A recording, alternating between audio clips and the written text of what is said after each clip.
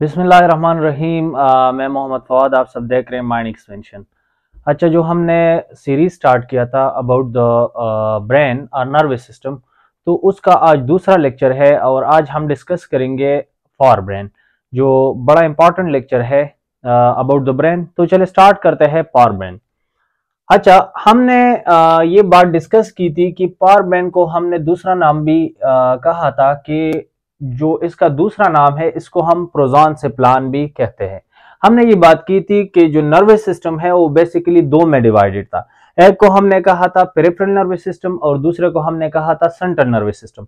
और जो central nervous system था वो बेसिकली डिवाइडेड था दो में। एक को हमने ब्रेन का नाम दिया था कि ये ब्रेन में डिवाइडेड है और दूसरा ये स्पाइनल कार्ड में डिवाइडेड था।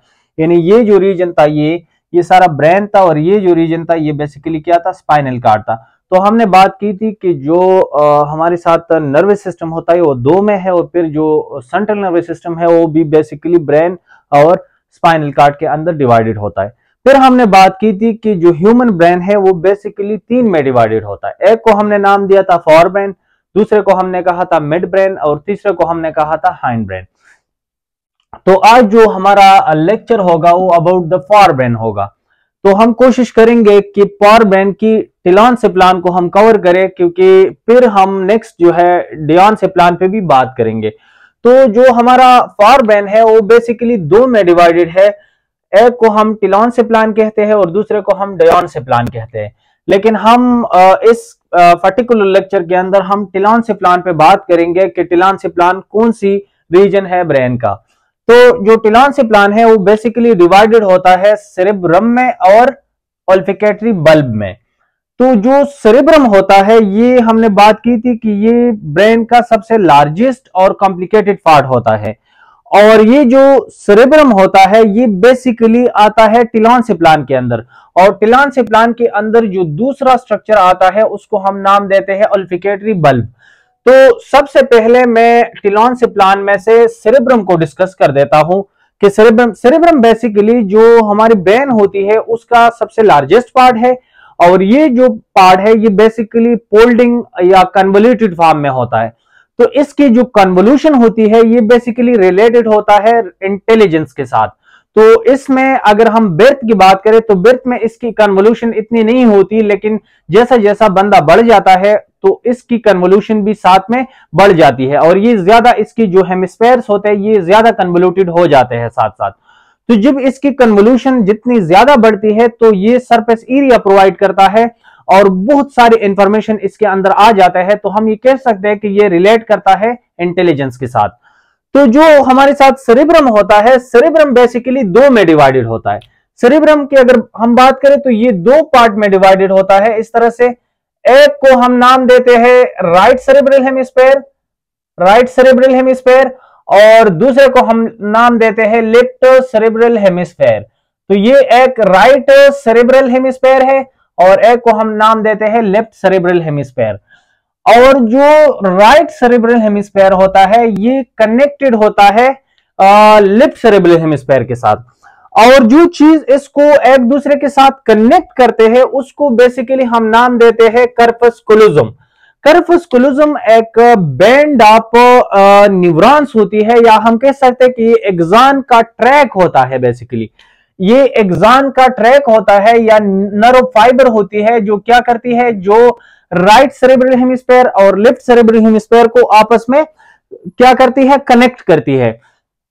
और ये जो क्या होते हैं, कर्पस कोलोजम होता है, ये क्या करती है, इसके जो सेंसरी इंफॉर्मेशन होती है या मोटर इंफॉर्मेशन होती है या कॉग्निटिव इंफॉर्मेशन होती है, ये बेसिकली ट्रांसफर हो जाते हैं एक सेरेब्रम हेमिस्फेयर से लेकर दूसरे में। यानी राइट सेरेब्रल हेमिस्फेयर से इंफॉर्मेशन लेफ्ट सेरेब्रल हेमिस्फेयर में ट्रांसफर होते हैं और लेफ्ट सेरेब्रल हेमिस्फेयर से इंफॉर्मेशन राइट सेरेब्रल हेमिस्फेयर में ट्रांसफर हो जाते हैं। और ये जो कार्पस कोलोजम होता है, जो नर्व फाइबर या बैंड होता है, बेसिकली ये जो हमारे साथ सेरेब्रम है, इसकी आप लोग को जो सेरेब्रम ये जो लार्ज पार्ट नजर आ रहा है ब्रेन का, ये बेसिकली क्या है, ये दो सेरेब्रल हेमिस्फेयर्स होते हैं। एक नहीं होता बल्कि दो होते हैं और इसके दरमियान इस तरह से स्ट्रक्चर होता है जिसको हम कार्पस कोलोजम कहते हैं। और जो राइट सेरेब्रल हेमिस्फेयर होता है, ये जो राइट सेरेब्रल हेमिस्फेयर है, इसका काम होता है left side of the body को कंट्रोल करना। राइट सेरेब्रल हेमिस्फेयर का काम होता है लेफ्ट साइड द बॉडी को कंट्रोल करना, और जो लेफ्ट सेरेब्रल हेमिस्फेयर होता है, इसका काम होता है left side of the body को कंट्रोल करना। तो इस तरह से जो सेरेब्रम है, ये बेसिकली दो में डिवाइडेड होता है लार्जली। एक को हमने नाम दिया राइट सेरेब्रल हेमिस्फेयर और दूसरे को हमने नाम दिया लेफ्ट सेरेब्रल हेमिस्फेयर, और ये दोनों आपस में एक नर्व फाइबर के थ्रू या एक नर्व बैंड के थ्रू या एक्सॉन ट्रैक को भी इसको हम कहते हैं, इसके थ्रू अटैच होते हैं, जिसको हम कार्पस कोलोजम कहते हैं। अच्छा, फिर मैंने बात की थी कि ये जो हमारे साथ ये जो कन्वोल्यूशन होती है, कुछ कन्वोल्यूशंस हमारे साथ रेजेस बनाती है और कुछ कन्वोल्यूशन बेसिकली ग्रोथ के पाम में होते हैं। जो ग्रोथ के पाम में होते हैं, इस तरह से ग्रोथ के पाम में होते हैं, तो इसको बेसिकली हम नाम देते हैं सल्काई। इसको हम क्या नाम देते हैं? सल्काई। सल्काई। और जो रेजिस के फार्म में होते हैं, इसको बेसिकली हम नाम देते हैं गायराई। गायराई या कुछ लोग इसको जायराई भी बोलते हैं। तो जो जायरिफिकेशन होती है, ये बेसिकली ये जो रेजिस होती है, इसके वजह से जो है होती है। तो आप लोग को, अगर आप लोगों ने जो सेरेब्रल हेमिस्फेयर है, या आप लोगों ने अगर सेरेब्रम का स्ट्रक्चर देखा होगा, तो इस तरह से इसका स्ट्रक्चर होता है कन्वोल्यूटेड, और ये कन्वोल्यूशन कुछ इसमें ग्रूव्स होते हैं जिसको हम सल्काई कहते हैं, और कुछ इसमें रेजेस होती है जिसको हम गायराई कहते हैं।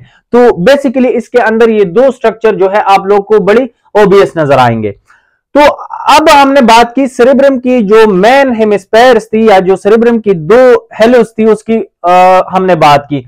अब जो सेरेब्रम होता है, इसका जो इंपॉर्टेंट पार्ट होता है, उसको हम नाम देते हैं सेरेब्रल कॉर्टेक्स। सेरेब्रम का जो सबसे इंपॉर्टेंट पार्ट है, इसको हम नाम देते हैं क्या? Cerebral cortex. और ये जो सेरेब्रल कॉर्टेक्स होता है, ये बेसिकली आप लोग को ये जो ऊपर वाली, इंतहाई ऊपर वाली, ये जो आप लोग को लेयर नजर आ रहा है और बिल्कुल कन्वोल्यूटेड है, क्या है? बिल्कुल कन्वोल्यूटेड है। तो इसको हम नाम देते हैं सेरेब्रल कॉर्टेक्स। और जो सेरेब्रल कॉर्टेक्स होता है, ये बेसिकली फर्दर डिवाइडेड होता है 4 लोब्स के अंदर।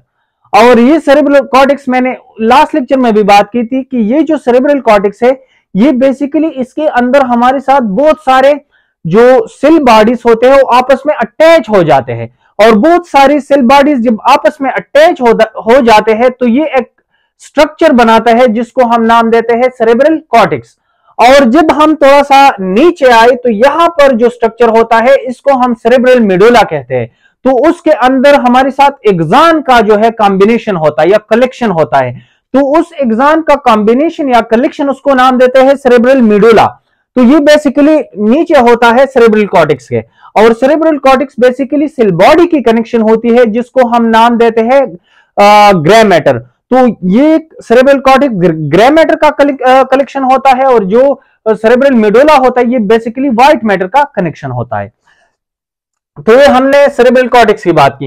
अब हमने बात की कि ये जो सेरेब्रम होता है, इसके बहुत सारे फंक्शंस होते हैं। ये इंटेलिजेंस भी प्रोवाइड करता है। इस तरह से जितनी भी सेंसरी इंफॉर्मेशन होता है, चाहे वो साइट से हो, चाहे वो विजन से हो, चाहे वो टच से हो, चाहे वो हियरिंग से हो, चाहे वो जो है स्मेल से हो, जितनी भी इंफॉर्मेशन होती है, ये बेसिकली ये सारी सेंसेस से इंफॉर्मेशन को इकट्ठा करना और ब्रेन तक लेके आना और इसको प्रोसेसिंग करना, ये बेसिकली काम होता है सेरेब्रम का।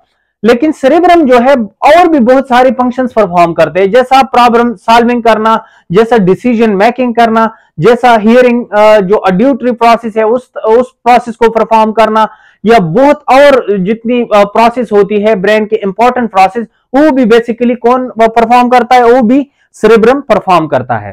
तो अब हमने बात की कि ये जो सेरेब्रल कॉर्टेक्स होता है, ये फर्दर डिवाइडेड होता है 4 लोब्स के अंदर। एक को हमने नाम दिया फ्रंटल लोब, दूसरे को हमने नाम दिया पैराइटल लोब, तीसरे को हमने नाम दिया टेम्पोरल लोब, और चौथे को हमने नाम दिया ऑक्सीपिटल लोब। जो सबसे फ्रंट पे होता है ना, फ्रंट पे, ये जो सबसे फ्रंट पे होता है, ये इसको बेसिकली हम नाम देते हैं फ्रंटल लोब। क्या नाम देते हैं? Frontal lobe. और ये जो फ्रंटल लोब है, ये अगर मैं कहूं तो ये सेरेब्रम का सबसे इंपॉर्टेंट पार्ट है, या जो सेरेब्रल कॉर्टेक्स है इसका सबसे इंपॉर्टेंट लोब जो है इसको तस्वर किया जाता है। इसको इंपॉर्टेंट लोब क्यों तस्वर किया जाता है? इसके अंदर दो इंपॉर्टेंट रीजन जो है वो मौजूद होते हैं। एक को हम नाम देते हैं ओल्फिकेटरी बल्ब। जो ओल्फिकेटरी बल्ब होता है ये बेसिकली जो हमारे साथ ये फ्रंट लोब है इसके नीचे होता है, और जो हमारे साथ ये नेजल कैविटी होती है, हमारी नेजल कैविटी इसके थोड़ा ऊपर होता है। तो नेजल कैविटी के ऊपर होता है और जो हमारे साथ फ्रंट लोब है इसके नीचे होता है। तो ये जो रीजन है ये बिल्कुल ये जो रीजन आता है इसको हम नाम देते हैं ओल्फिकेटरी बल्ब। मैंने कहा था ना कि टेलोन प्लांट के अंदर जो दूसरा इंपॉर्टेंट स्ट्रक्चर होगा वो कौन सा? वो ओल्फिकेटरी बल्ब है। और ये ओल्फिकेटरी बल्ब बेसिकली क्या करते हैं? ये ओल्फिकेशन करते हैं, यानी ये स्मेल में जो है स्मेल सेंसेशन में इन्वॉल्व होती है। ये स्मेल को डिटेक्ट करते हैं और इसको प्रोसेस करते हैं और हमें बताते हैं कि किस चीज का जो है वो स्मेल आ रहा है, क्योंकि इसके अंदर ओल्फिकेटरी रिसेप्टर्स होते हैं और ओल्फिकेटरी रिसेप्टर से जो है वो फिर मैसेज जो है वो जाता है और फिर इस तरह से जो है ओल्फिकेशन हो जाती है और हमें पता चलता है। तो ये जो ओल्फिकेशन या स्मेल का पता हमें चलता है ये बेसिकली किसके थ्रू चलता है? ये बेसिकली चलता है इस ओल्फिकेटरी बल्ब के जरिए से। अब जो हमने बात की कि ये जो फ्रंटल लोब होता है ये डिसीजन मेकिंग में भी हेल्प करता है और प्रॉब्लम सॉल्विंग में भी हेल्प करता है। इस जो फ्रंटल लोब है इसके अंदर एक स्ट्रक्चर होती है, इसकी जो फ्रंटल लोब है इसकी डीप में एक स्ट्रक्चर होती है और उस स्ट्रक्चर को हम नाम देते हैं प्री फ्रंटल कॉर्टेक्स। ये जो आप लोग को नजर आ रही है ये मौजूद होता है फ्रंटल लोब में और इसको हम नाम देते हैं प्री फ्रंटल कॉर्टेक्स। और ये जो रीजन है प्री फ्रंटल कॉर्टेक्स ये ह्यूमन के अंदर सबसे इवॉल्व पार्ट है और सबसे एडवांस पार्ट भी इसको हम कह सकते हैं। कैसे एडवांस है?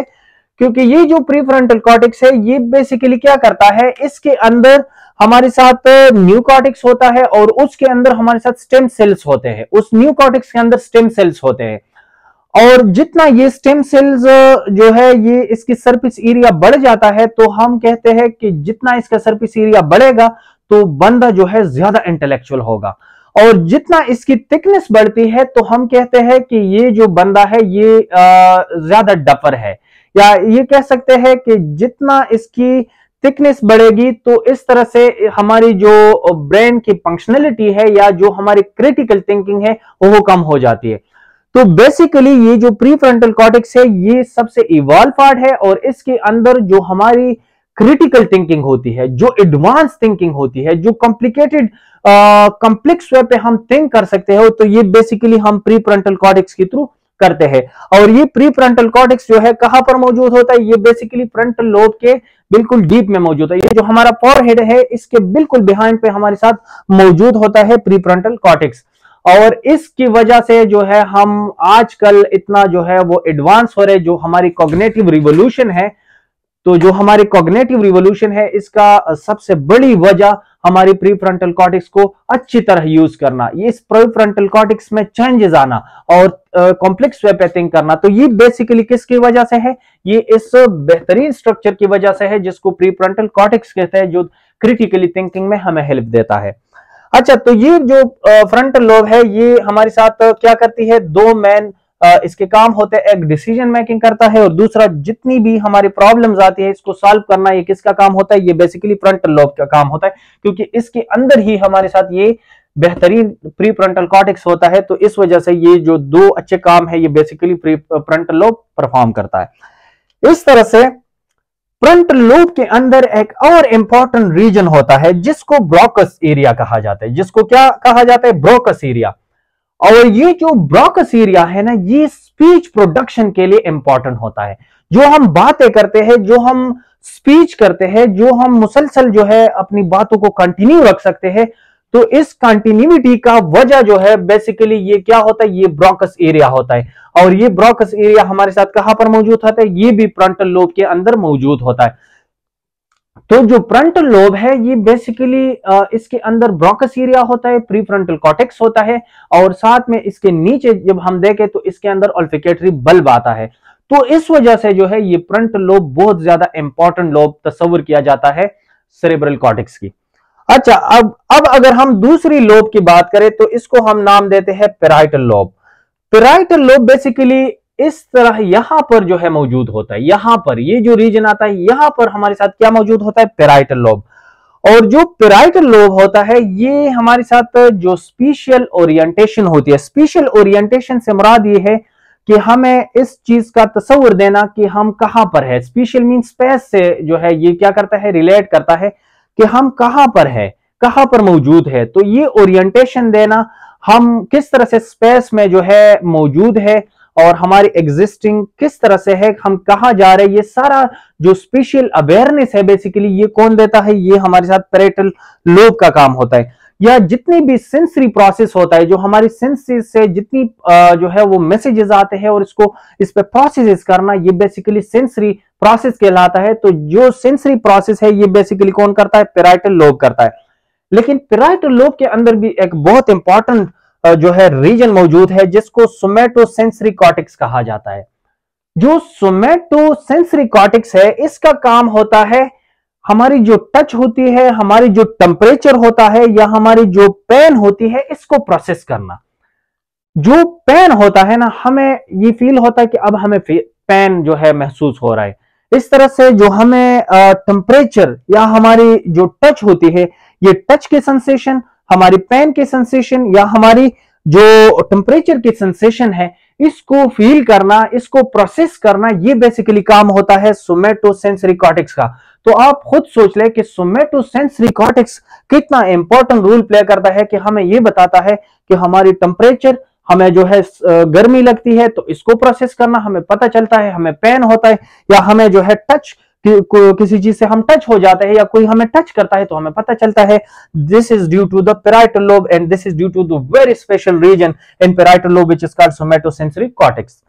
अब अगर मैं बात करूं तो ये दो लोब्स हमने डिस्कस की, अब मैं बात करता हूं तीसरी लोब को जिसको हम नाम देते हैं टेम्पोरल लोब। जो टेम्पोरल लोब होता है ये बेसिकली इंतहाई करीब होता है, हमारी जो ईयर होते हैं इसके इंतहाई करीब आता है ये। तो ये जो टेम्पोरल लोब होता है ये बेसिकली इसका काम होता है मेमोरी को मेमोरी में हेल्प करना। हमें बताता है ये चीज इधर थी या जो हमारी मेमोरी है उसको प्रोसेस करने में हेल्प देना।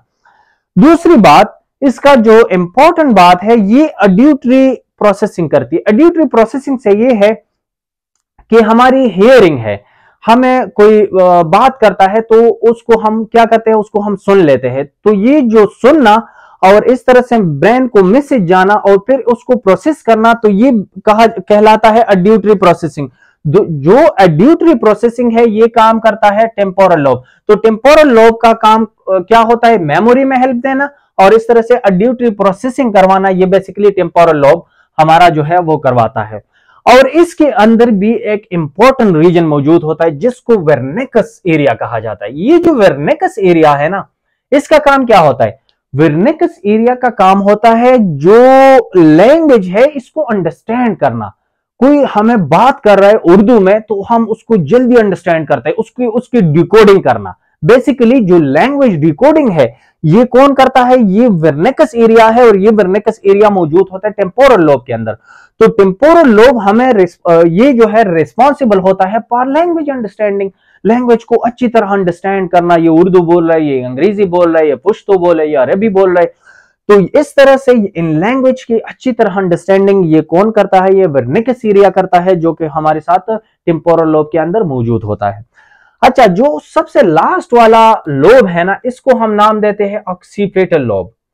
और ऑक्सीपिटल लोब जो बिल्कुल जो हमारी ये जो बिहाइंड वाली रीजन आती है, ये वाली रीजन, ये जो नेक के ऊपर वाली रीजन आती है, इसको इस लोब, यहां पर जो ब्रेन का पार्ट आता है, यहां पर जो सेरेब्रम या सेरेब्रल कॉर्टेक्स का पार्ट आता है, तो इसको हम नाम देते हैं ऑक्सीपिटल लोब।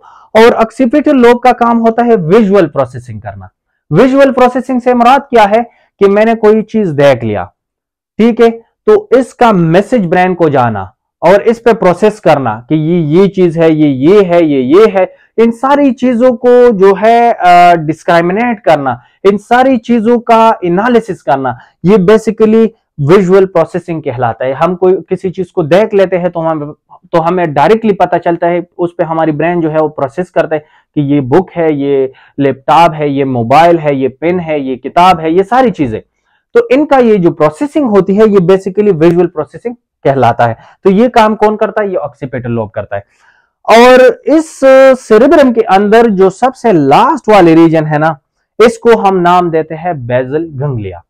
और जो बेसल गंगलिया होती है, ये इसको कहा जाता है सब कॉर्टिकल न्यूक्लियाई। यानी सब कॉर्टिकल न्यूक्लियाई से मुराद क्या है कि ये क्लस्टर ऑफ न्यूरॉन होते हैं। क्या होते हैं? एक क्लस्टर ऑफ न्यूरॉन है जो कि मौजूद होता है deep in the cerebrum. Cerebrum के बिल्कुल डीप, इस तरह के आप समझ लें कि इधर ये मौजूद होता है, बिल्कुल सेरेब्रम के अंदर डीप मौजूद होता है। और इसमें बहुत सारे सब कॉर्टिकल न्यूक्लियाई होते हैं, यानी क्लस्टर ऑफ न्यूरॉन आपस में जो है अटैच होते हैं। और इस बेसल गंगलिया का जो है बहुत सारे काम होते हैं, लेकिन इधर मैंने लिखा है कि ये क्या करती है? ये कॉग्निटिव प्रोसेसिंग करती है। कॉग्निटिव प्रोसेसिंग से मुराद ये है कि हम ये जो है हमें शूर देता है, हमें बाशूर बनाता है किसी चीज के बारे में। कि इसको फॉर एग्जांपल मैं कहता हूं ये जो बिजली की तार है ना, इसको आपने टच नहीं करना, अदरवाइज आपको ये पकड़ेगा। इस हर चीज के बारे में ये शूर देना, हमें बाशूर बनाना, तो ये बेसल गंगलिया का काम होता है। किसका काम होता है? बेसल गंगलिया का। इस तरह से बेसल गंगलिया का जो सबसे इंपॉर्टेंट काम होता है, ये बेसिकली हैबिट फॉर्मेशन में जो है हेल्प प्ले करता है। ये किस तरह से हैबिट फॉर्मेशन में हेल्प प्ले करता है? इसमें जो है ना बहुत सारे रीजन्स होते हैं। इस बेसल गंगलिया के अंदर भी बहुत सारी रीजन्स होते हैं, जिसमें सबस्टेंशियल नेग्रा होता है। इस तरह से बहुत सारी और रीजन होते हैं जो डोपामिन को जो है डोपामिनर्जिक सिस्टम जो है बेसिकली जो डोपामिन को रिलीज करता है, ये भी बेसल गंगलिया के अंदर होता है। तो हमारी हैबिट, ये जो हमारी आदत है, इसका बनाना भी कौन करता है? बेसिकली ये भी बेसल गंगलिया के थ्रू होता है, ये भी बेसल गंगलिया की वजह से होता है। और हमारी मूवमेंट को कंट्रोल करना, हम कहा जा रहे हैं तो हम जो है हमारी मूवमेंट बड़ी बैलेंस है, बड़ी कंट्रोल अंदाज में है, तो बड़ी कंट्रोल वे में हम जा रहे हैं, तो ये भी बेसिकली कौन करता है? तो ये भी बेसिकली बेसल गंगलिया करता है। तो that's all about the power brain. और पावर ब्रेन में भी जस्ट हमने टिलोन से प्लान पे बात की कि इसमें कौन कौन सी स्ट्रक्चर्स होते हैं और किस तरह से ये अपने फंक्शंस जो है वो परफॉर्म करते हैं। नेक्स्ट इंशाल्लाह हमारा जो लेक्चर होगा वो डियोन से प्लान पे होगा। तो उम्मीद है आप लोगों को ये लेक्चर जो है वो पसंद आई होगी। Thank you so much.